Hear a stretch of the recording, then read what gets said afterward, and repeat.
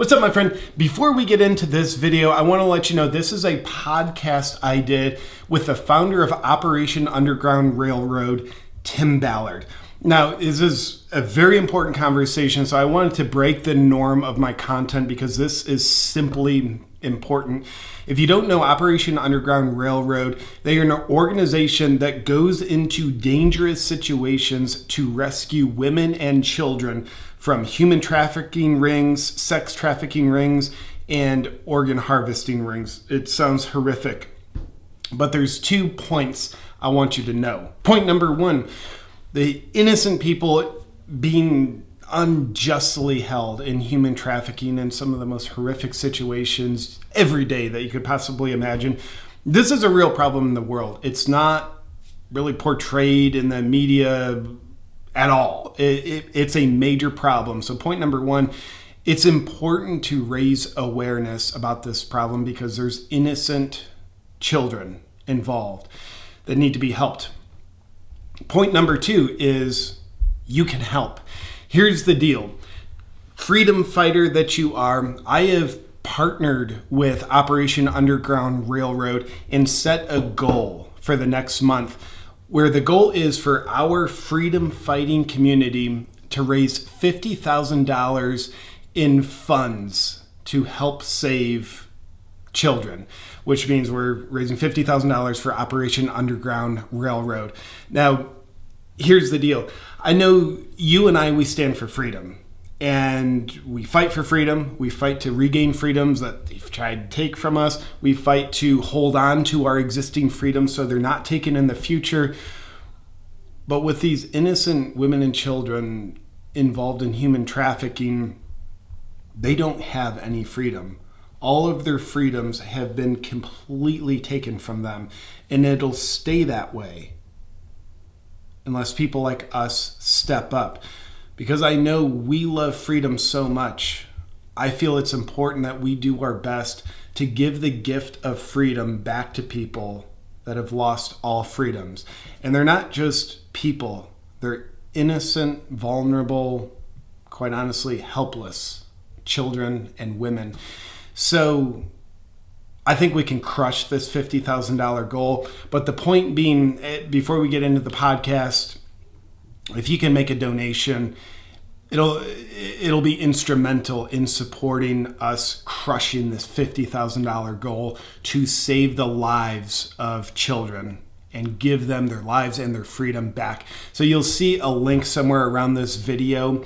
You can donate. You can also just go to my.ourrescue.org/JP and give what you can, whether it's $10, $100, $100,000. Nothing's too small, nothing's too large. And if you have it in your heart to give the gift of freedom, I think that goes a long way, not only saving individual lives, but also strengthening the vibration of freedom on this planet when we need it most by giving it to the people who have it the least, but they truly need it the most. So I'm proud to be in this freedom fighting community with you. If you can donate, it'll be a pleasure to have you marching with me as we crush this $50,000 goal of raising funds for Operation Underground Railroad. And now, please enjoy this conversation with Tim Ballard, who is absolutely a good human, salt of the earth, puts his life on the line to protect the innocent. One more thing I want to let you know. If you do make a donation, I want to gift you one of these shirts, a Protect the Innocent shirt. Why? Because it's a small token of gratitude I have for you giving the gift of freedom to an innocent child. But also, point number 1, I had mentioned, I want to help spread the awareness of this problem because the problem is never going to be solved until the problem is fully known. We need to raise awareness about it. So spreading the vibe of protecting the innocent. When you make a donation, check your email because I'll be sending you a message how you can receive this shirt. I want to gift you just out of appreciation for you having a kind heart and spreading the embodiment of freedom. Appreciate you. Well, Tim Ballard, thank you for taking the time for you and I to put our heads and hearts together for this conversation, man.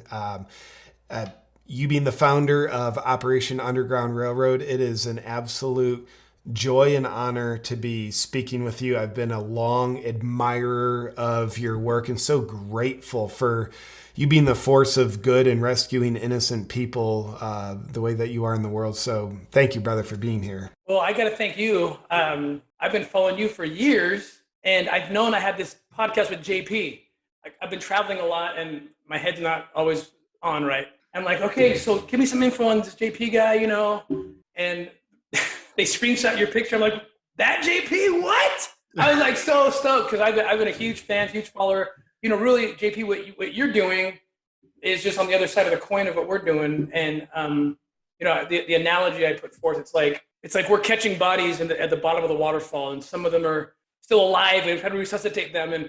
But the question is, why are people falling in it in the first place? And you look upstream, and that's where you are. You're upstream teaching principles through an awesome comedic way, principles about freedom that keep people safe. I mean, there's a reason why we're rescuing so many Venezuelan girls right now, right? Because a failed state, because of horrible ideas, leads to slavery in many forms, but including the rawest form, actually bondage, right? And so I'm grateful. I'm working with Yeonmi Park. Are you familiar with I am. She's the one who escaped North Korea. Rogan had her on his podcast. Unbelievable story. And her and I are launching. In fact, I don't think this might be the first time I'm announcing this, but we're launching something called the End of Slavery Tour. It's a 6-city tour through 2022 where we're going to talk about her story and what we're doing, working together. And she talks about how bad ideas in our country right now could easily lead us to become North Korea, and that because those are the ideas being put forth, right? And that scares the heck out of me because I understand where that leads to. So really, we're fighting the same fight, just kind of different ends of the stream. So it's so great to connect with you, and especially your folks, your lions, as you call them. It's exactly the audience and team we need to continue our mission. So thank you. Well, you're welcome, brother. And I think you're right. It is the same fight. The past couple years, I've learned, my number one value is freedom. And that's what I've been standing for. And way more important than me is the community of people that has just been flocking to, I almost want to say my work, but it's not. They've been flocking to the mission, which is freedom. And fighting to not only reclaim freedoms that I think been tried to be taken from us, but also uphold our freedoms and also fight for the future so more freedoms aren't eroded away. And I look at what I've been standing for and what this community of, I'm humbled to say it's in the millions of freedom fighters that have been connected to me now. I look at what we're doing and it's great. We're fighting for freedom, but I've had the realization there's people who have already had all their freedoms taken from them in the most horrific way, completely violated, abducted, sold into sex slavery, and they're in horrific situations every day. So I look at the end of the battlefield that I'm on, if you will, and it's a luxurious end. Like, wow, we have the privilege of worrying about losing our freedoms. Now, don't get me wrong. Me and I know the freedom fighting community, we're not backing down in that fight. But to have perspective, we need to realize there's other people who have already lost it all. That's the bad news. The good news is we can do something about it. And you're the fulcrum of we can do something about it, Tim. And I just want to everybody listening real quick, I want to be very unapologetic and let everybody know that we're joining forces with Operation Underground Railroad to rescue children and women out of sex slavery because we care and because they've had their freedoms taken and we can do something about that. So over Operation Underground Railroad, it's going to be in the JP ecosystem permanently. And for the next month, we're doing we're doing a focused fundraise. We have a goal of $50,000 to raise from the freedom fighting community. And I know we can crush that goal. So I just want to drop it real quick before we get into our conversation.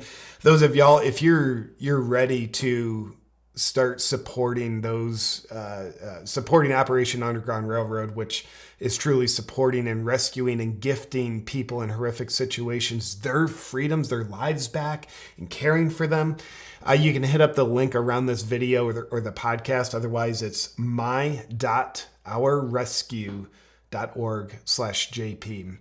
And I'll be dropping that a bunch of times. So getting into it, Tim, man, I'm curious at a high level, for if someone's just new to you and your organization, at a high level, what does Operation Underground Railroad do? Thank you so much. So yeah, we exist to fight to end what is the fastest growing criminal enterprise, according to most experts in the world, which is the buying and selling of human beings. How we do that is we support. We're not a rogue or vigilante group, right? We support law enforcement, and we support aftercare services. So what that means, it depends where we're at, right? Slavery or modern day slavery trafficking has different faces in different places, and sometimes they need training, they need equipment. For example, we work in I think every state now in the United States, working with different local and state law enforcement officers, agencies that don't have even basic equipment or training to do the job.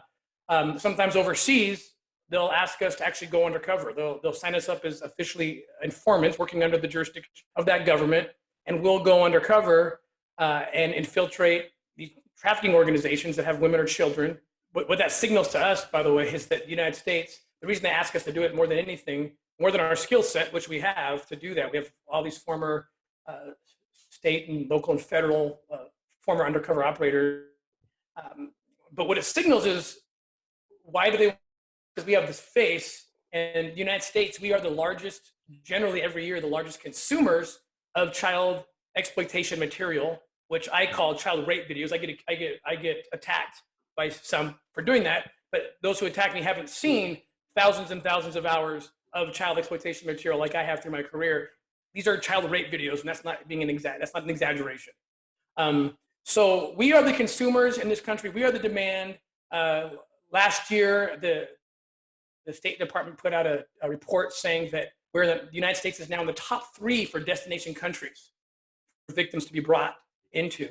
And what's the big number? I mean, this is shocking, but it's just the facts. This is according to the State Department, UN, any expert in the field. $150 billion is spent every year in buying and selling people. Good. And millions of those are children. 150 billion. Roughly, that is enough money to buy every Starbucks franchise, every NBA team, and still have enough to send every U.S. kid to college. So that's yearly what we're talking about. And it's broken up into slave labor, sex slavery, and organ harvesting. And we work in all 3 areas. We focus mostly on the sex slavery, but we're involved in the slave labor and also in the organ harvesting, which we've had actually quite a bit of success in rescuing people, children included, from that horrific thing where they're kidnapping them and harvesting their organs to make a lot of money. So, and speaking of that, if you hear a baby crying right now, it's my little Wilder. It sounds, man, that sounds like creepy. Like you're talking about slave labor, children, and then there's a baby crying. I promise everybody, I'm on the good side. Okay, he is. We checked him out. So we have our work cut out for us. We've worked in 30 countries through our 8 years. We've been blessed to be able to help assist in the rescue of thousands of women and children, and thousands more in the aftercare side. So in a nutshell, that's the problem, and that's what we're doing to solve it. That's amazing. Do you have any figures, like say last year, how many people you had a hand in rescuing? So we just got those numbers from our operations group, and it's over 800 arrests that we directly or indirectly through our partnerships and funding, or often, because we have a model where we collaborate as much as we can, of course. Sure. Our operators run so many of those operations as well, but altogether it was over 800 arrests of traffickers and or child sex exploiters, and then over 800 rescues. That was 2020, our 2020 figures. Altogether, we're well over 4,000. I imagine that 800 number takes us above 5,000, but I'd have to look exactly at the operation stats. But so yeah, we're very busy. We have regional directors in Europe, Latin America, Mexico, Caribbean, United States, and Middle East and Africa. So we are the sun doesn't set on the OUR machine anymore, and we are just constantly, I mean, it's unbelievable. And our Southeast Asia, I forgot our Southeast Asia office. We have 22 full-time folks. Most of them are foreign nationals, Thai folks, full-time in our Bangkok office, and they run operations with the law enforcement there in the whole region. And they're probably our busiest office. And we plan just to keep growing and growing and growing. We had a great year this year where we went from about 20 to 90 employees full time, and we'd like to double that number this year because the problem's everywhere. So man, what a force for good. I mean, I love those numbers because obviously it's easy to look at stuff that's wrong in the world today. You just watch the news, but please don't, everybody. Well, you look at that and you're like, man, the bad guys are winning, but man, you hear what you're doing, the number of employees, 4,000, possibly 5,000 rescues at this point. And, something that I've had to get right in my mind, I'm just going to say it out loud. A lot of times when I hear numbers, I dehumanize them. Like, 5,000 lives saved, like, whatever, that's good, but like, whatever. But man, I'll tell you, Tim, when I became a dad a little over a year ago, it brings me into reality because I look at my beautiful son. His name's Wilder. His beautiful blue eyes, and he is pure innocence. He is nothing but love, nothing but a beautiful little baby. And I look at him, and I know I would literally do anything for him, whatever it is. I'd gladly give my life if that was necessary. And what I've realized is, well, when there's a child in human trafficking, that is someone else's Wilder. That's not a number. That's not a statistic. That's not 1 of 5,000. That is a Wilder.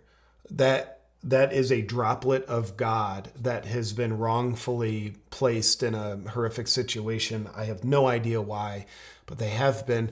But that's someone else's Wilder who deserves to have their life handed back to them. And that's one of the reasons why, whatever I can do, that's why I wanted to get involved, because you guys it's not an understatement to say y'all are doing God's work.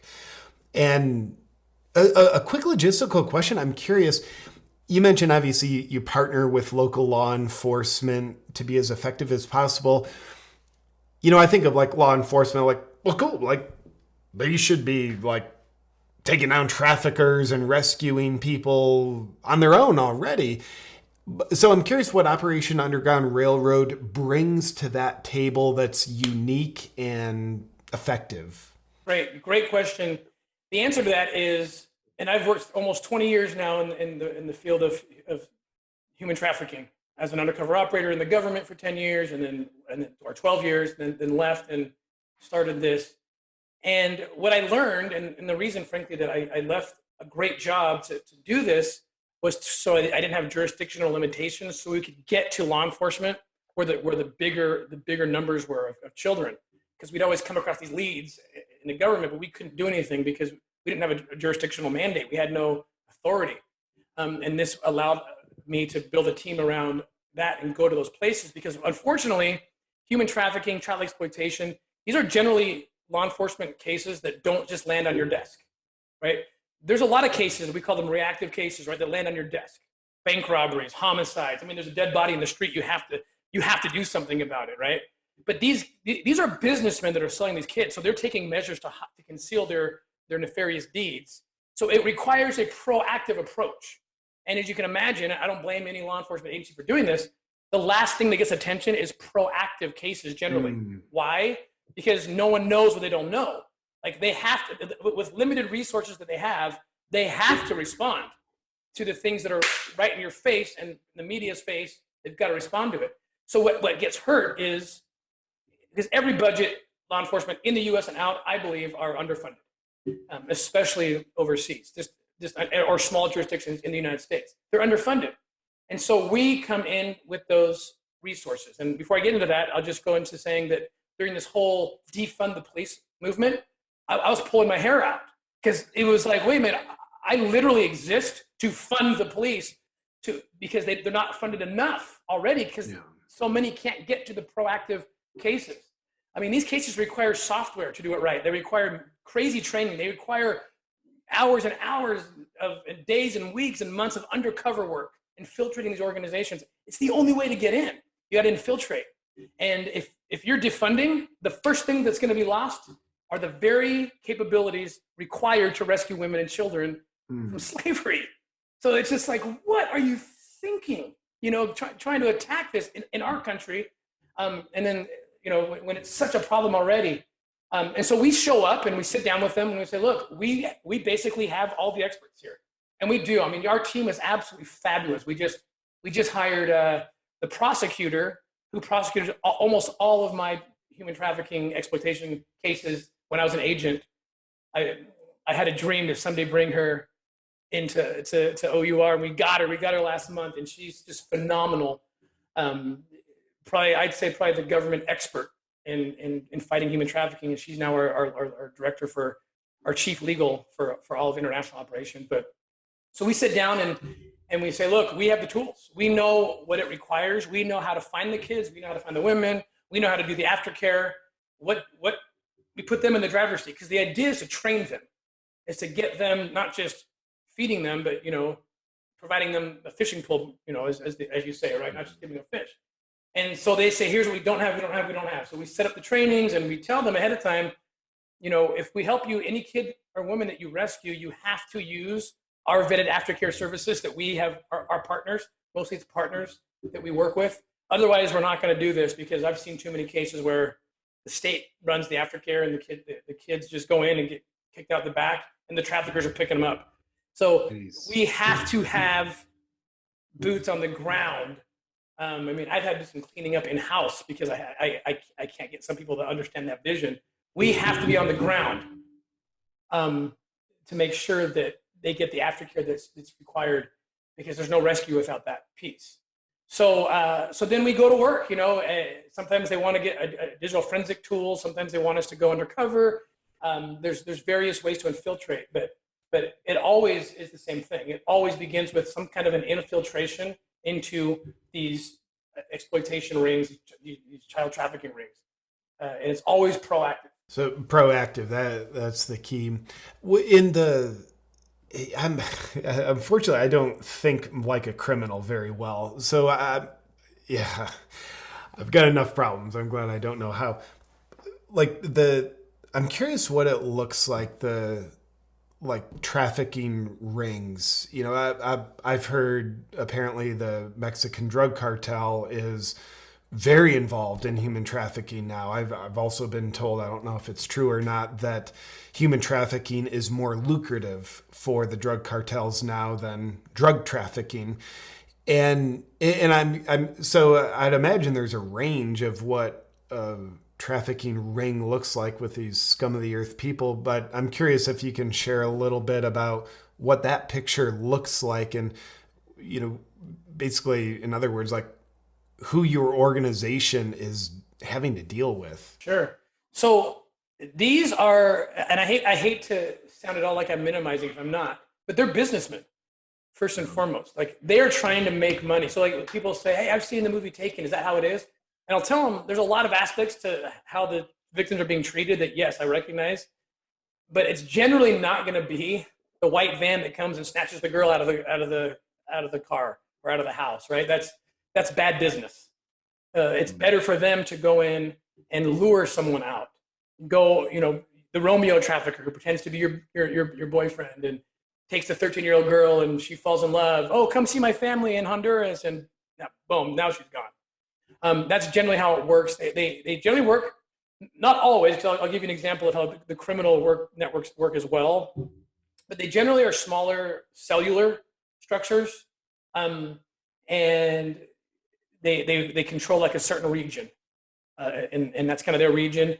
And the reason being, and this is mostly to do with children, is there's even a code amongst thieves, right? Like there's a reason why pedophiles get put in solitary in jail, because they'll get their asses beaten by the inmates, right?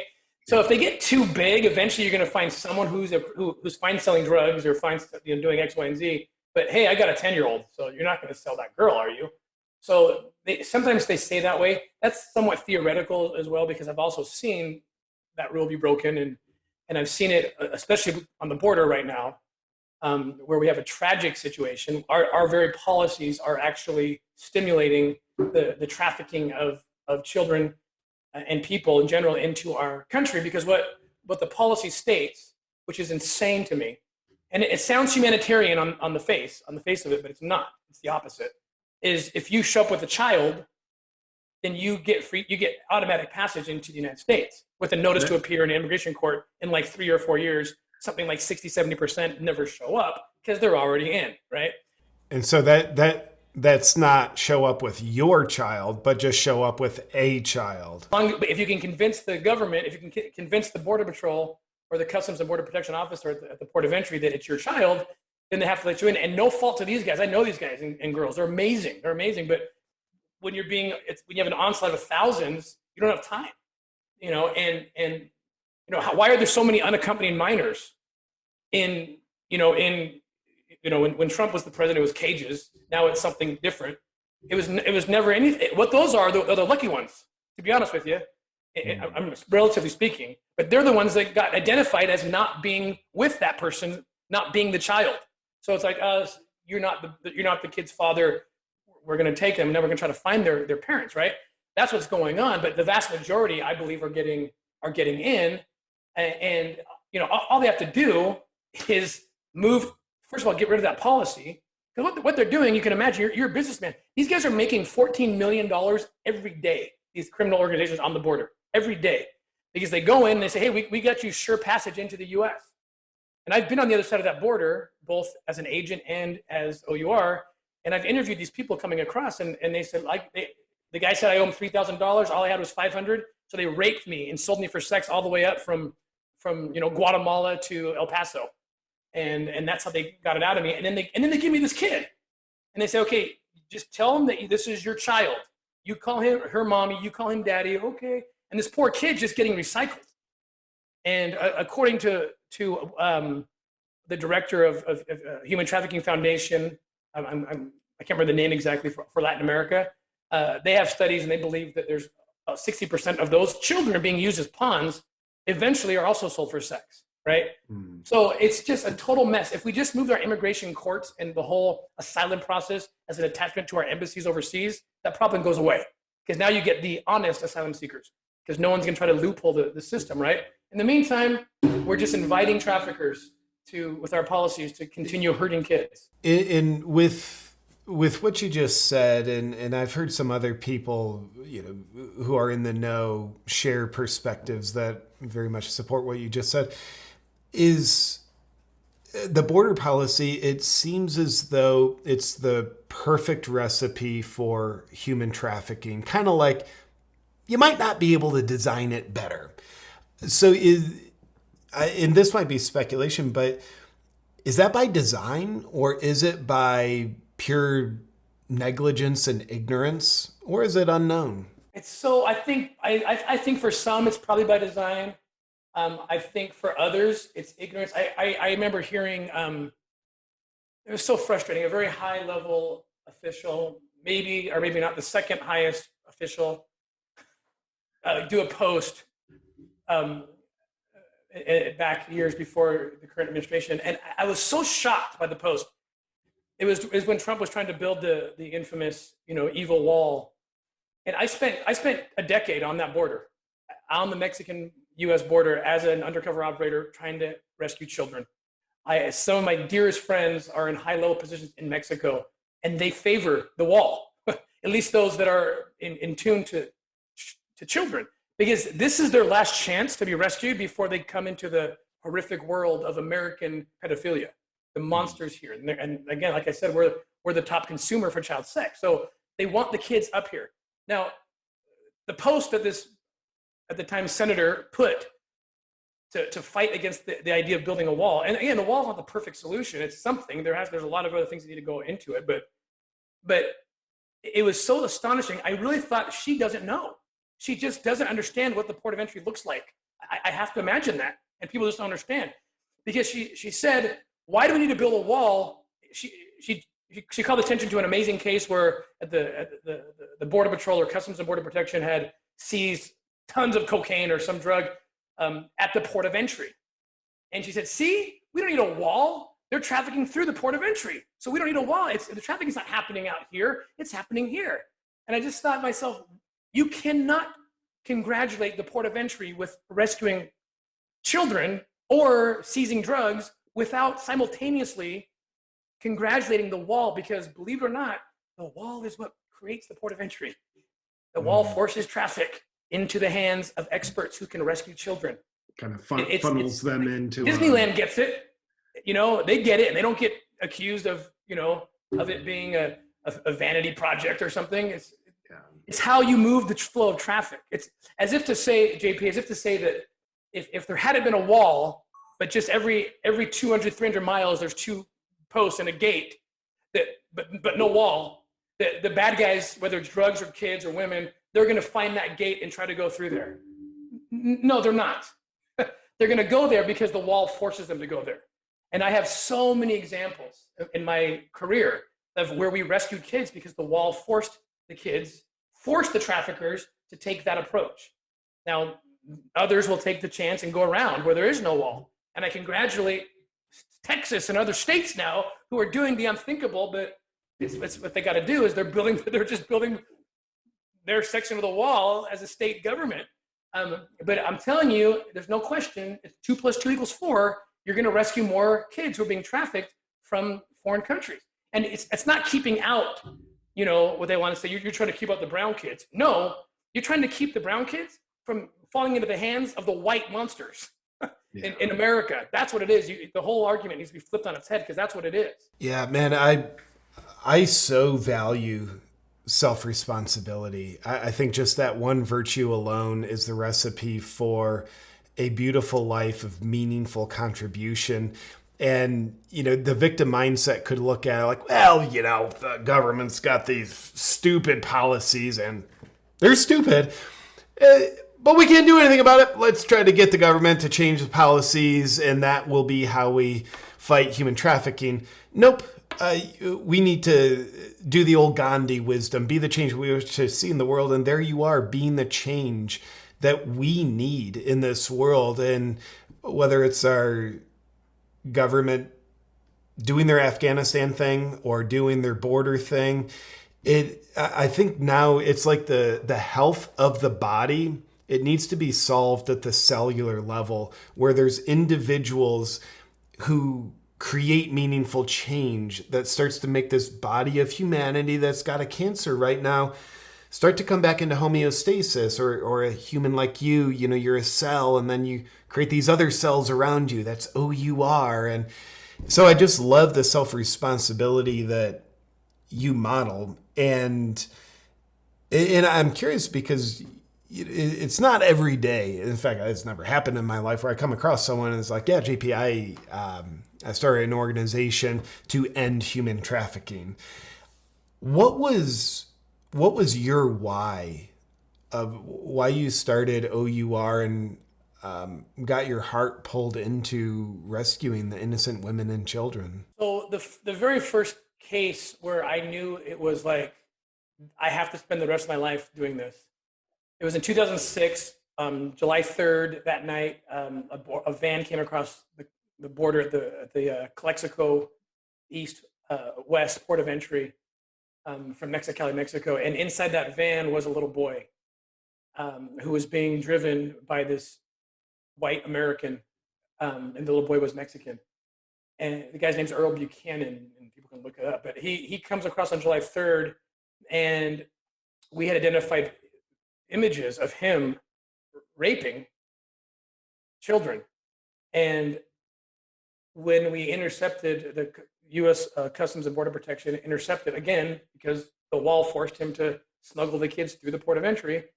Otherwise, he would have just gone around. This little boy, we were able to pull him out, 5 years old.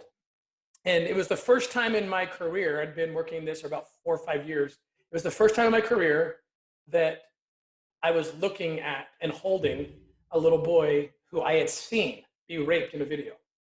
And it was devastating to me. And at one point, he said to me, after we got him out of the situation into a calm place, and he was coloring, I remember, and I was trying to talk to him, and he said, he looked up at me and he just said, "I don't belong here." And he just started sobbing. And I just started sobbing. And see, it's still like, ugh.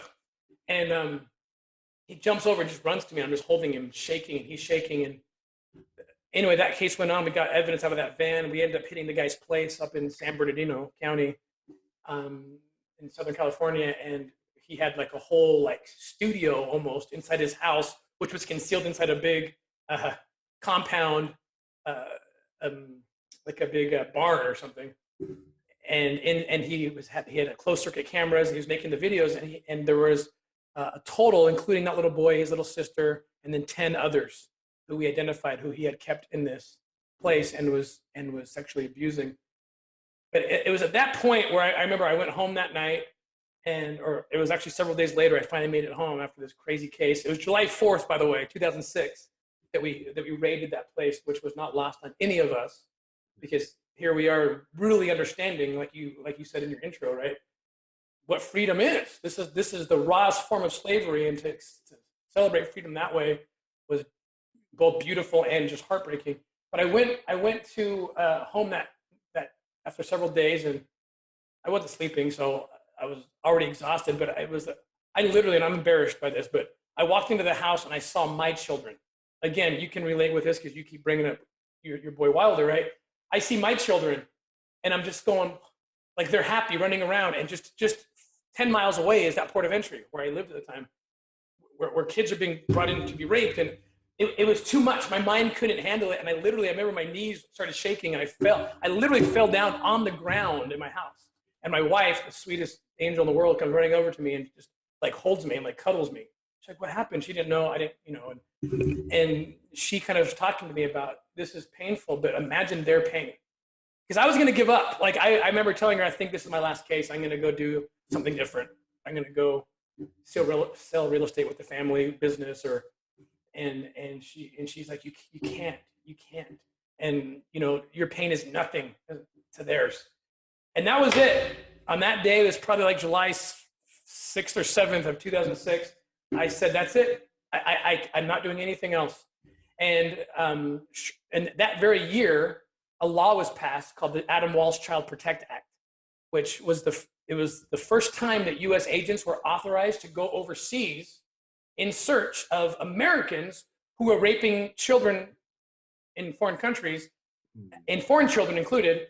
And if we caught them raping children overseas, we could hold them accountable as if they had committed that crime on U.S. soil, which was an amazing law that came out. And most people didn't even realize it happened, but it changed my life, because they started sending me, I speak Spanish and I was an undercover operator, so they started sending me overseas to look for Americans. And that's where the OUR idea was born, because the US government didn't mean to do this, but they were torturing me, because they'd send me down and there was only a budget for a certain amount of time, right?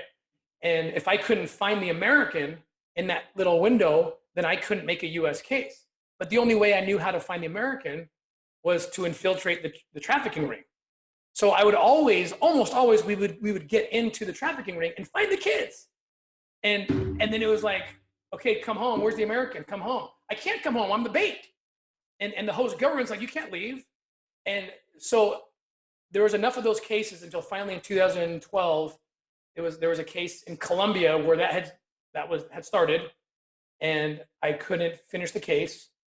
simultaneously, there was a little boy in Haiti, a U.S. citizen, who was kidnapped in Haiti, and I was trying to make both these cases U.S. cases, and I couldn't do it because they weren't U.S. cases. And it was those two cases that said, I just said, okay, am I going to walk away again and do nothing?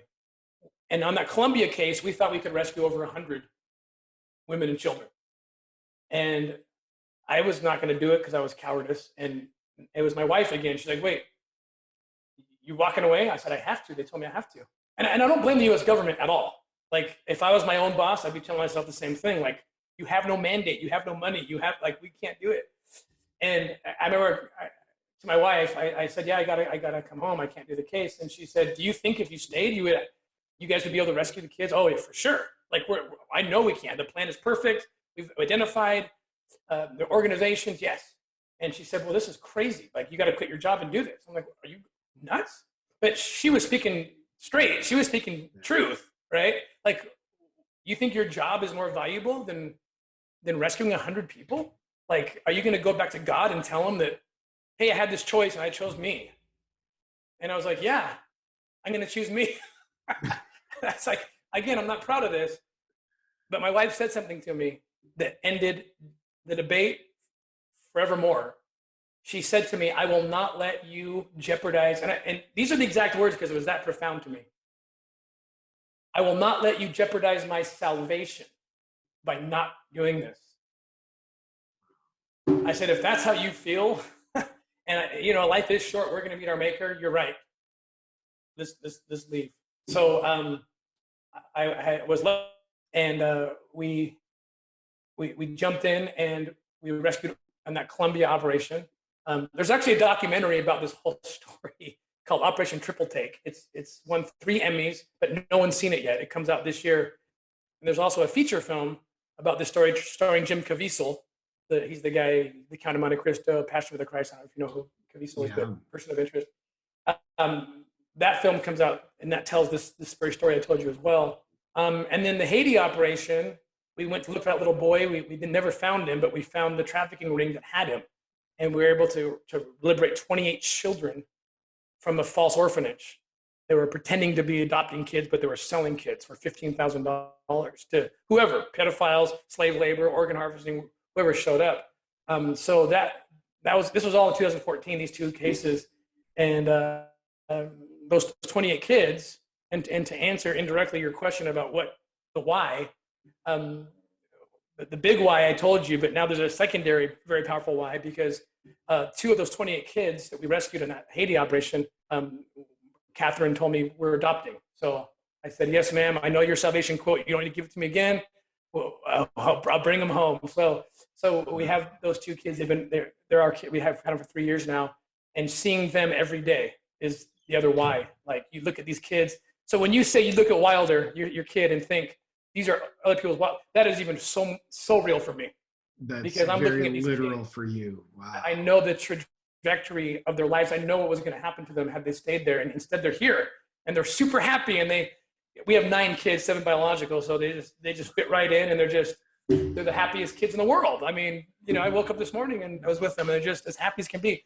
They're my why. I look at them and I think there's millions more that could be in this situation, that could get out, and that's it. That's what we're going to do forevermore. So, man, I think we know we're walking the path when we look at what we want for our lives and we sidestep that in order to serve what wants to live through us. The mission, our sole purpose, God's plan, whatever we want to call it. And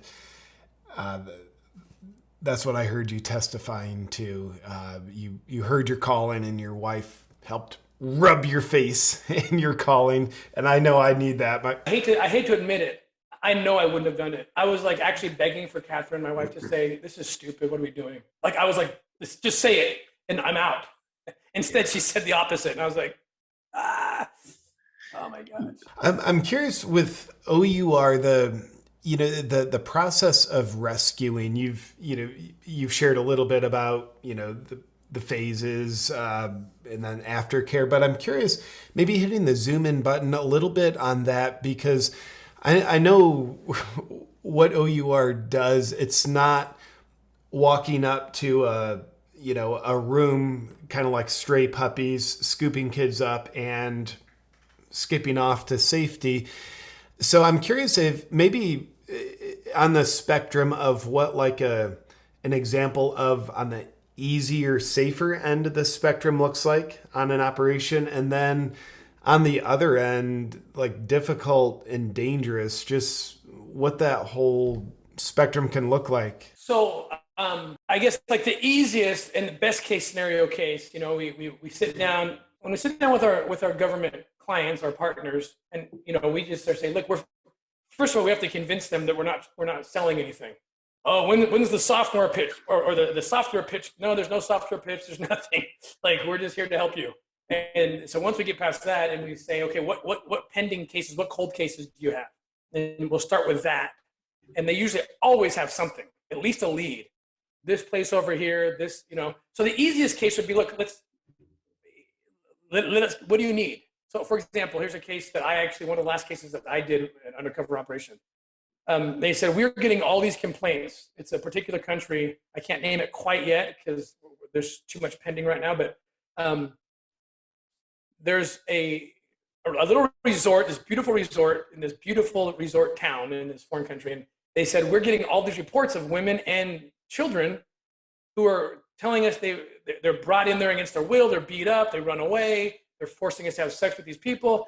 And they're like, they said, we don't have the funds, we can't get into the place. Like we don't even, they describe the guy, we think this is him, here's his national ID picture, we think it's him, but we can't get in there because it's in this remote part of town. Again, you got to understand these third world developing countries, they don't have the resources, right? If this happened in the US, they could infiltrate. They couldn't get in. The guy won't even talk to you unless you're American. He won't even serve locals. So how can, and it's like a $5,000 cover charge to get into the place. So I went in with a group pretending to be, what we're doing.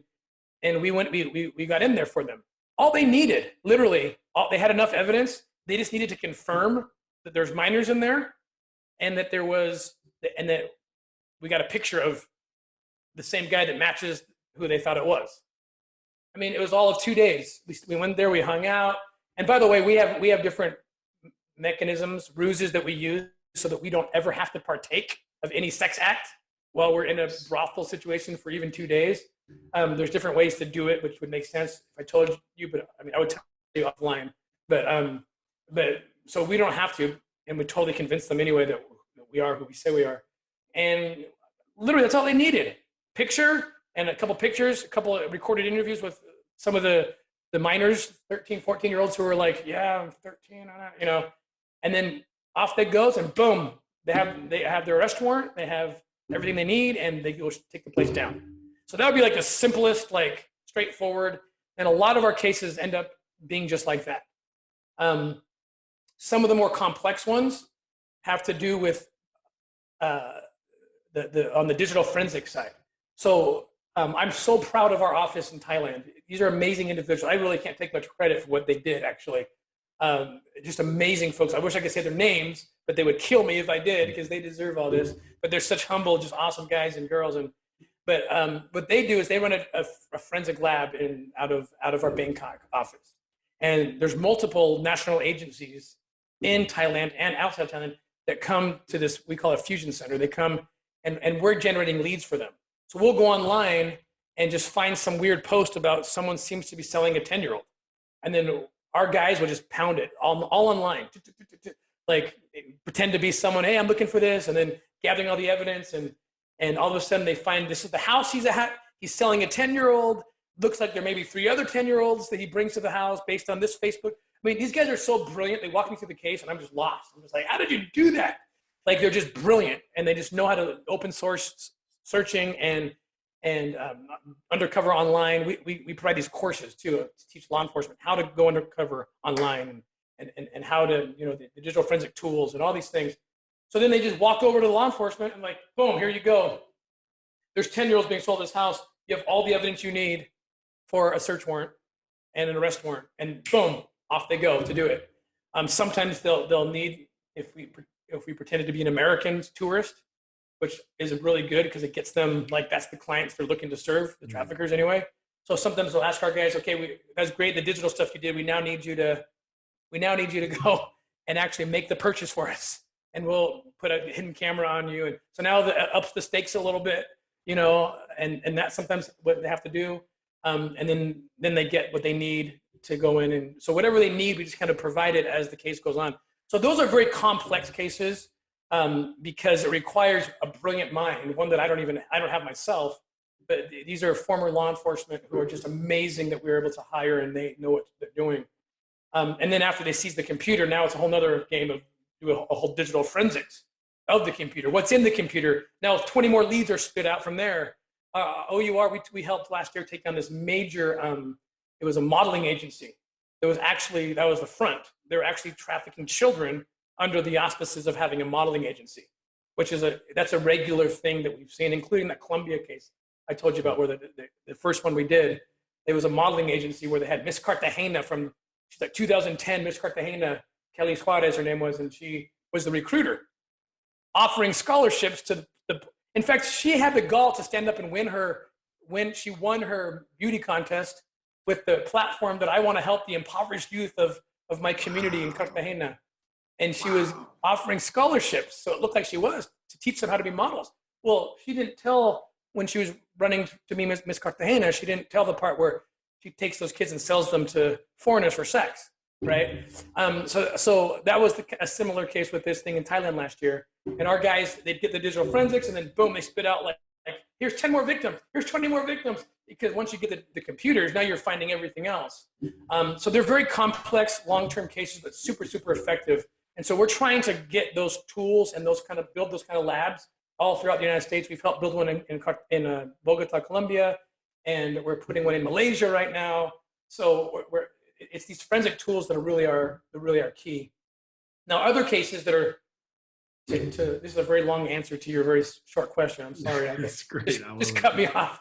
But sometimes, like we've had cases where we have intel, like in a very dangerous, probably one of the most dangerous borders, at least for children in the world, a little island in the Caribbean. I won't name it, but where there's literally tens of thousands of kids who have been abducted, and they're being controlled by traffickers who take them across the border to the other country that's more developed and sell them for labor and sex and whatever. The girls tend to go to the resort side and get raped for money, and the boys end up working slave labor. So those have been some of the most dangerous cases because they're not used to. We have to come up with a ruse as to why we're going to show up. Who are we? So we've gone as photographers or medical. We'll set up like mobile medical labs, like we're a nonprofit just doing medical work. We've done that, and that's very effective. And the traffickers bring the kids to get, and we actually have a doctor actually serving these kids because they need it. But then we're getting the intel. Where's your mom and dad? I don't have a mom and dad. Okay, what's your name? Here's your picture. Your picture. So those can be very, very dangerous cases where you're in like lawless. Almost, we have law enforcement with us, but even they're scared. When they're scared, that's a problem because so many countries don't have sovereignty over their whole country. Like there's literally pockets of their country that are 100% controlled by criminal organizations. And our pledge at OUR is we go anywhere, we go everywhere. Doesn't matter. As long as it's legal, moral, ethical, we're going to go. And so we end up in some really, really crazy places to get the intel for our law enforcement partners. Is it typical for traffickers to be armed? Oh yeah, for sure. Mm-hmm. So, yep, especially like in that scenario, I think all of them were. So we're talking. The law enforcement that was with us, they're armed too, but at that point, it's almost more dangerous if someone were to see their firearm than. Yeah. So. Yeah, so you're willing to go into the lion's den to rescue people. If there was, I guess maybe I can use the term avatar, the avatar of a victim that you rescue, if it's a 10-year-old girl, what does her journey look like? How the hell did she get into the world of trafficking? And then once she's rescued, then what happens? So generally the victims that we see, like I said, it's almost always the ruse. People get scared of the snatch and grab that they see in the movie Taken, right? Right. Very rare. It can happen, very rare. It's more subtle than that, especially in the United States. People should recognize that. But it's generally a lure like, hey, come to my modeling school, and they target them based on like, talking about like the family being the fabric of society. It's so true because they're going to find unhealthy family situations where mom and dad, either mom or dad, are out of the picture or both. They're being raised by kind of a less lucid grandmother. They always know as businessmen who to target, who to offer the scholarship to, who to offer the opportunity to. And so it's generally that we're going to see. Then they get taken, and it's not that hard, unfortunately. It's not that hard to do because they just take them and they never see them again. Or, bizarrely, but it works for the traffickers, they'll let them go home. And they'll just tell them, if you tell your mom and dad or your grandma what we're doing, you're all dead. And the kids are scared to death. So they'll go home and have dinner every night with their family. But when they're going to modeling school, or they're being raped. It's crazy because it's like they know how to rewire these kids. They know they're experts at rewiring their neural pathways and making them a slave, even though there's no chains, right? So in the aftercare of something like that, there's it's undoing that damage. And so that's why we're so adamant when we work with our law enforcement partners to tell them that if you want our help, you have to let the kids go to our place. They have to go to this place or this place. We've vetted it out. We know there's therapy, there's basic needs, there's education, there's opportunity. And the opportunity is such a big deal, right? You wouldn't believe how many kids that we get reports back. And we have an amazing aftercare team. Jessica Mass, you should interview her sometime. She's our director of aftercare. She runs an amazing shop at OUR where she's overseeing the care of thousands of rescued children and women. But you'd be shocked if you found out, like, you get these kids out and you ask them, what's your favorite color? And they're shocked by the question. Like, I'm allowed to have a favorite color? Wow. The first time over 10 years ago, the first time I saw that, and then it started trending every time, it gave me some insight. I could never begin to comprehend, but some insight. They don't believe that they're worthy of even having a favorite color, right? The most basic right and attribute of a child. So is the aftercare, I mean, it sounds almost as essential as the actual physical rescue. I honestly can't imagine the level of trauma that they have psychologically. And as part of the trauma, not only just, or part of the aftercare, not only helping them heal the trauma, but like, it sounds like just re-educating them about getting their feet into reality. And as you mentioned, a child said, I didn't know I was allowed to have a favorite color. I mean, stuff like I would just take for granted. Like, well, of course. So it sounds like almost the aftercare, you have to almost start from the ground up about integrating them and teaching them life. Absolutely. It's a whole new world you're introducing them to, the reality that you are a child of God. You can do whatever you want. What do you want to do? And that's the fun part. We get to watch them. And what do you want to be for when you grow up? Because we're here. We're going to, if you need a scholarship to go to university because you want to be a doctor or you want to be a nurse or you want to be whatever, a lawyer, we are going to be there for you. One of the kids we rescued, this is like so amazing. We just learned this a few months ago. So one of the kids on that Columbia operation, because we're 8 years old, so the kids we rescued are now becoming adults. So now we get to see, like, did it work? Like, are you making it? This one kid, he'd been trafficked for years. I want to say he was probably 10, 11-ish when it started, a little boy. And by the time we got him, the traffickers brought him to the island on the operation that the Columbia one.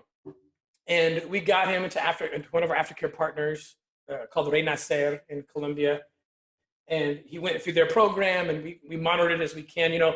Oftentimes, like, for example, in the case of Colombia, it's actually constitutionally illegal and it hurts us. But we they can't even tell us the names of the kids, even though we rescued them, because we don't know who's gonna fall into the safety net, right, that we've built. And then they whisk us off. They take the kids, and the state's in charge. And so oftentimes we don't even get to know their names. We just know this many are here. They're doing well. Well, in this case, the kid became 18, and he said, "Hey, I'm out, and you're the ones who rescued me." And we're just like, "Yes, tell us, what can we do for you? What do you want to do?" He wants to be a hairdresser, you know. So we get him a scholarship to help pay for his schooling. He's phenomenal. I mean, this guy's phenomenal. I got to go down and see him, and he actually cut my hair, and he didn't have much to work with, but he was just he'd have a blast with you, bro. He could do something, Carrot Top or whatever. He'd love you. But so just recently he got married, and he's like just an advocate for anti-trafficking, and he walks the streets of Cartagena where he lives, and he goes to these women, and he has a skill that they like. He can fix their hair and stuff, and he saw this pregnant woman who was being trafficked, and she was pregnant as a result of her being trafficked. And she said, I'm killing myself tomorrow. I'm done. Either I'm going to have an abortion, because she just found out she's pregnant, and that was the last, like, I can't deal with this. I'm going to either abort the baby or maybe just kill myself, kill us both. And this survivor, he just said, "Please don't do it. Like, I just got married. Have the baby.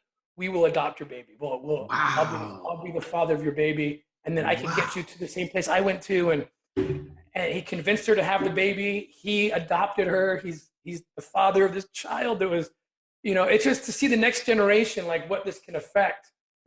He was recently up in Utah, and we showed him the feature film, The Sound of Freedom. He's depicted in the movie, you know, as a kid. Yeah. And we showed him the movie, and he was just bawling, and he told the story of his daughter, and we were just, and then we sent him to like the highest end hairdresser school in America, and he was like a month learning advanced techniques. It's just so great to see that, yes, there is light, yes, there is healing, and that's just one amazing example of that. That is, and I mean, obviously, the most horrific situations that these kids would be in that I can't imagine. But then for this beautiful, I mean, it kind of like God-supported serendipity of a kid that you rescued, now an adult, and wanting to be the father of a child from a rape victim, and just like life supporting life. That is absolutely magical. Tim, before we start landing this plane, you know, you mentioned something that it gets me curious about, because I think, you know, one of the things that the freedom fighting awakened community that we're doing is the fundraiser, which, by the way, just again, if you want to join in giving yourself the gift of helping free people and gifting them their freedom and their lives back, once again, just go to my.ourrescue.org/JP. And that link will be around the video or the podcast as well. But I also think there's a benefit that a freedom fighting community will want from this. I know I personally want, because you mentioned on the journey of a child being trafficked, the beginning is there's a ruse. It's, you know, the deception that gets them, that sucks them in. And you mentioned is usually not a white van pulling up and physically grabbing the kid and like off you go, kidnapped. Though I think it's wise to be alert about those possibilities. Yeah. So for the listeners, what can we be aware of? What should we be aware of? And what precautions should we be taking with our kids? And I know different parts of the world can be different, but just for a moment, if we just say, hey, we're in America, what should we be doing? So before I answer that, I want to address your campaign. Good news. So you mentioned you thought it might have been around $10,000. It's actually much. It's about it's hard to gauge exactly, but it's actually more like $2,500 per kid is what we can. And the reason is, if a kid goes missing, I know this for a fact, in a foreign country, you're going to pay a private military company probably $250,000 just to be boots on the ground, just to start. So the fact that we can do it for that is really insane, but it is expensive. So you're saying on average, it costs $2,500 to run their operations to rescue one child. To get one out, yeah. Very ignorant people who don't want to see us succeed try to say, I can't believe they spend that much. Are you kidding me? You know what we do? Like, you don't just walk into a false orphanage and pick up a kid and walk out and say, see, this was the plane ticket. Are you an idiot? Like, we take people down. We take a whole organization down. And to do it right, you can't just take one kid out without taking the organization down. Anyway, so here in the United States, it's mostly probably 90%. Just speaking kind of shooting from the hip on this, but it originates online. What's happening is these pedophiles in the U.S. they know how to find your kids. They know how to do it through gaming. They'll go on and play Fortnite with your 9-year-old boy, pretending to be a 9-year-old that lives down the street, but it's a 50-year-old freaking pedophile who's just trying to get access. So send a picture to me. There was a case in Utah where I live where this 45-year-old guy was actually on a little kids game. And most parents, that's the thing, parents need to wake up. Like, don't give your kid a game thinking that it's like Atari when you were a kid. And it's just, you're playing the computer. You're playing ping and it's the computer. No, they're playing creeps. You have no idea. You're giving the world access to your child through online games. And in this particular case, the girls, I believe they're from Indiana. There's 2 girls, 6 years old. And he had convinced them through a little caterpillar game or something, like a little 6-year-old game. He's on there pretending to be a 6-year-old, got the girls to take their clothes off, instructed them on how to step-by-step take pictures of their genitalia and send to him. And it's just like, and the parents like, I didn't know that. Like, well, yeah, that's the problem. You don't know. What is on your kid's phone? What apps? What games? Are there messaging boards on the game? If there are, turn those things off. Do not give the world access to your child, right? And if I can just add this, because this scares the heck out of me, is, one thing we don't talk about. In 2019, there was about 1 million reports. Like, we'll just say, like, in March and April of 2019, there's about 1 million reports to the National Center for Missing and Exploited Children of sex abuse cases originating online. These are reports, not necessarily verified, but these are the reports. We don't know because they send them out to law enforcement. The very next year, 2020, that number went from less than 1 million to 2 million. The next month, 4 million. Like millions in excess. And we knew it was coming, but no one was talking about it. What happened was the COVID lockdowns. Because what the COVID lockdowns did was it put kids at home being told, stay here, you're on your computer, me and mom got to go fight our way to buy toilet paper or whatever. And the pedophiles are home. And this is there's even reports where it came back where they were on the dark net talking about they're sitting ducks. The kids are sitting ducks. It's harvest time because no one's paying attention. We forget that the social security of school, of after school programs, of sports programs. I mean, these heroes, these coaches, these teachers, they're heroes. They don't know it, but you take them out of the equation and now you got millions in excess of reports. And I just hope that our politicians will pay attention as we enter this new year and new strains of this thing are coming out to consider this, right? I'm not saying it's not a deadly disease. It can be, for sure. I've lost a very close friend. But when you consider that kids have a 99% chance of surviving this, and people under 60, the number's pretty up there too.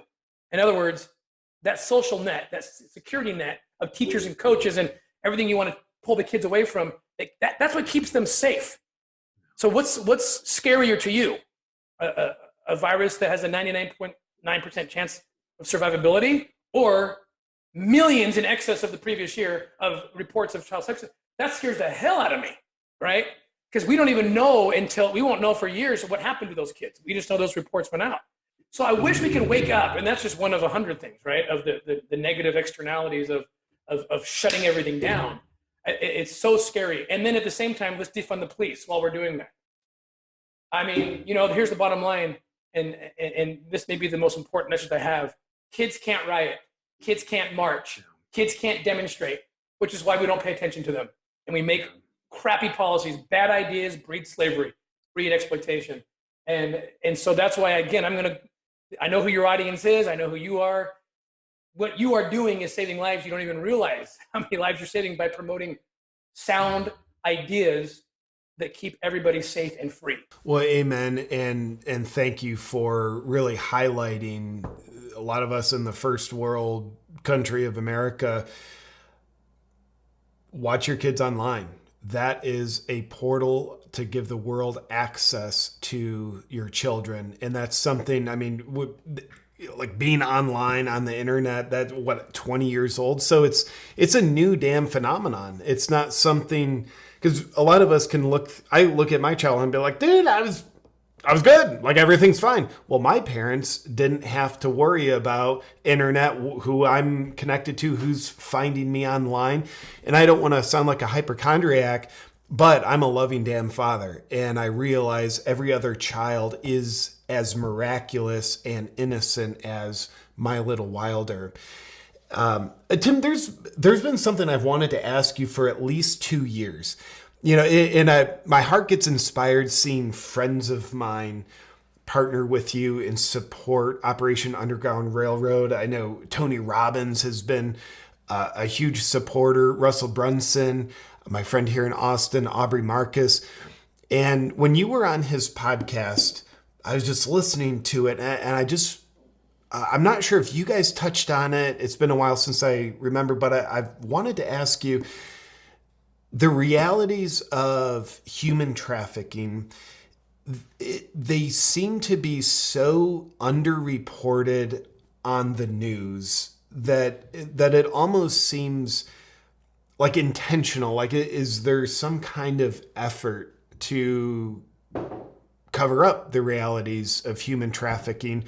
Or is it just like, hey, human trafficking, like it's sex trafficking, it's so damn uncomfortable to talk about and learn about. And in this conversation, we're not even skimming the surface yet. And man, I would lose my mind if I were in your position, Tim. I'm so grateful you have the psychological infrastructure to handle it. So I don't know if it's just like, hey, like we're the news, we like to get clickbait out of fear, but like this is like too far over the line, what will attract people to look at our stories.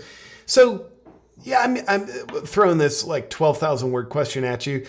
Is it intentionally covered up, unreported, or is it just not clickable? At best, I think it's uncomfortable, and I hope that's what it mostly is, because we can overcome that. But that's based on the fact, and again, I totally this resonates with me, where we come back from operations, and you're just like, I cannot believe I just saw this. I can't believe. And then you see what's the headline news. You're like, what? Well, how is that the headline news when I just saw this? And this is happening a million times, every year. That should be the headline, right? Until we end this, and then we can get into our tribal wars and whatever. But let's address this serious thing. That's not some peripheral thing. And we've been turned down by so many media outlets who say, I don't want to. My audience can't handle this. The people are going to turn off the radio. They're going to turn off the show. So I don't like that, but I get it at least. But what I'm seeing that's making me more cynical, I can't even believe I'm saying this. I thought that the one thing that would never be politicized. Unfortunately, in my opinion, Ivanka Trump especially was so big on human trafficking, and it's generally been a non-denomination or a non-partisan thing, which has been great. In fact, you look back through the years, and both parties have been awesome at supporting it.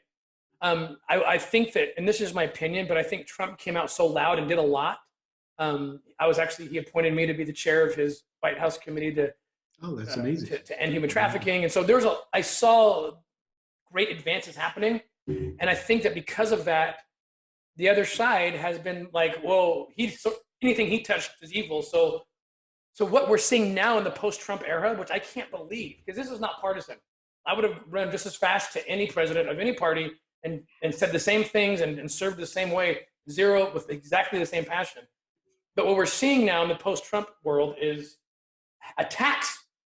Just last month, The Atlantic did an article, and they took aim at us, but worse than that, they took aim at the problem.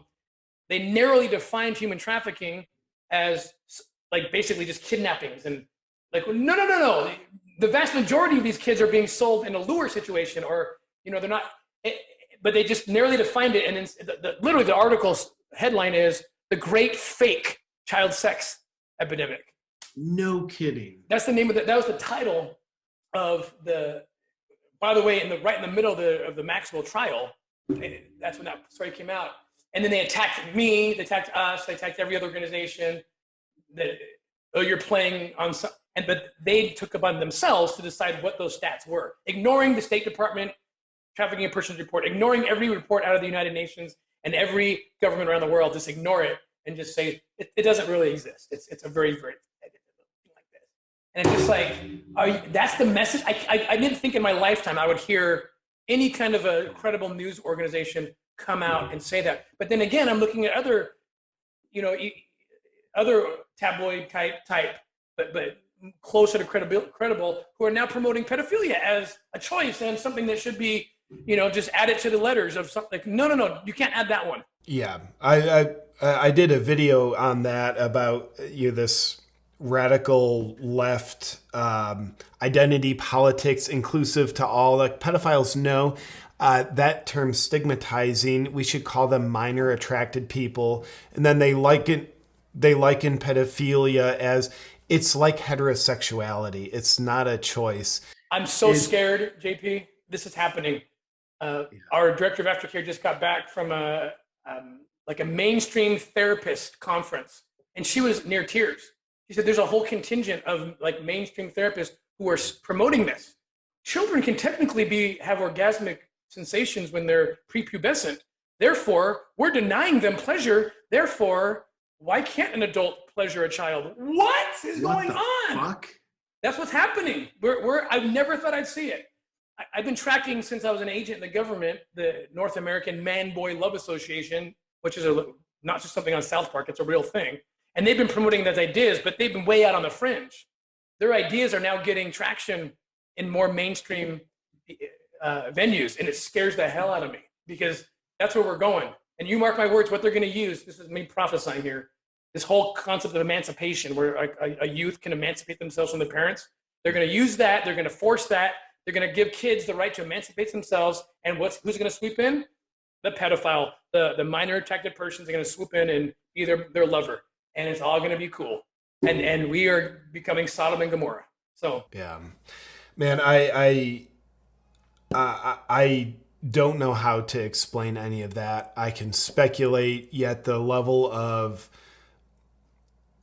ignorance on one end, maybe corruption on the other, and some amount of mingling that has certain politicians and organizations thinking along those lines of hallucinating that in order to be accepting and inclusive, we need to accept pedophiles into our lives and our no. We're talking about keeping a safe and inclusive environment for our children. And there's it's like the cells of our body. If we didn't have a cell membrane, we would die pretty quick. The cells of our body know how to hold a boundary, and that's what we need to do. Just stating the obvious. So I can't explain the idiocracy in the minds of the people you're just talking about. But what I can explain is we can do something about it. We can be the change we wish to see in the world. We know there's a problem. We can have our eyes open to the reality. It's an uncomfortable reality, but it's the reality.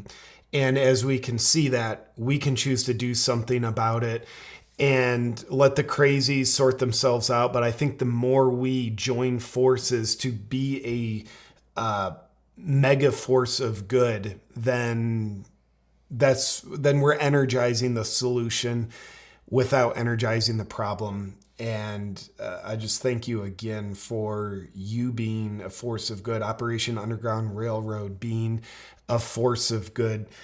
I don't think there's anything convenient about your calling, brother, but I do know I can only imagine there's all these soft whispers if you listen at an energetic level of people thanking you for handing their lives back to them. And then you hear the whispers of their grandchildren and children who wouldn't have lives if it wasn't for someone being rescued by Operation Underground Railroad. So, bro, I'm so grateful. And before we give the final join the campaign, any final words on your end, brother? Just thank you. Thank you, JP. Thanks to your amazing audience, your freedom fighters. If there's anyone that this message will get to easily, quickly, I know it's your followers, because I'm one of them, so I know how they think.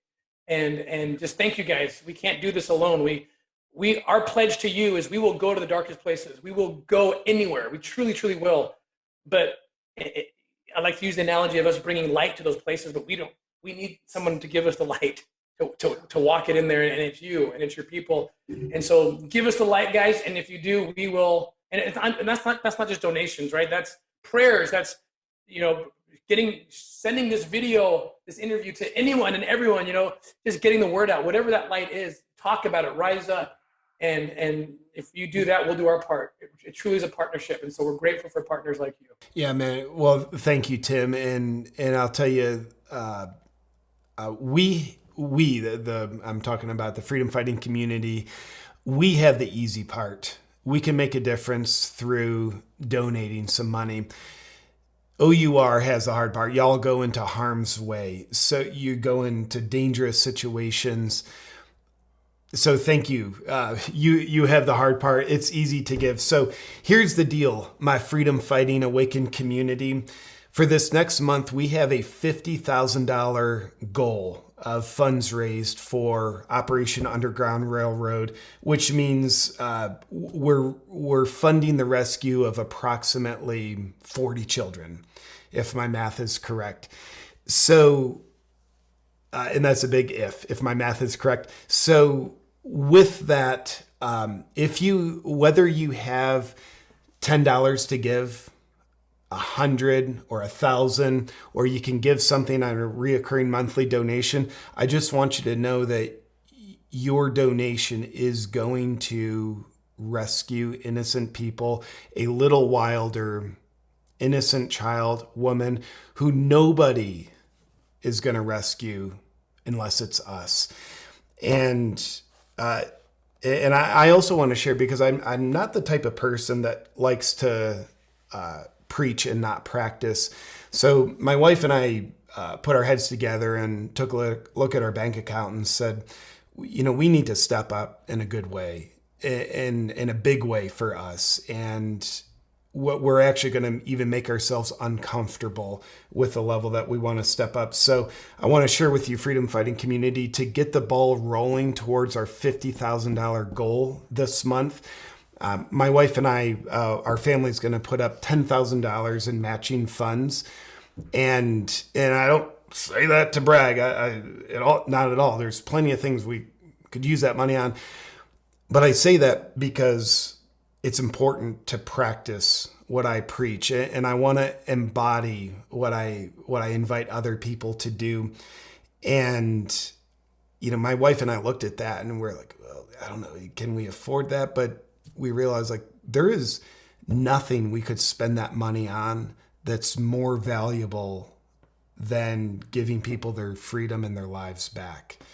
And freedom fighting community, if you have something to give, I just want you to know, I'd love to have you, Tim and I would love to have you join the fun of giving people their lives and their freedom back. So you can hit up the link around this video. Nothing's too small, nothing's too big. Or you can go to my.ourrescue.org/JP. And one more time, my.ourrescue.org/JP. Tim, thank you for allowing myself and everybody in this community to have the easy job of being able to make a difference through donating. thank you for taking the hard part of the job. Thank you. And thanks to all your audience. Let's keep this up, man. Let's keep this partnership going forever. And I'm coming to Austin to come see you. I love that, brother. I'm looking forward to seeing you in person. And for now in this conversation, everybody, thank you for listening. Tim, you are a godsend.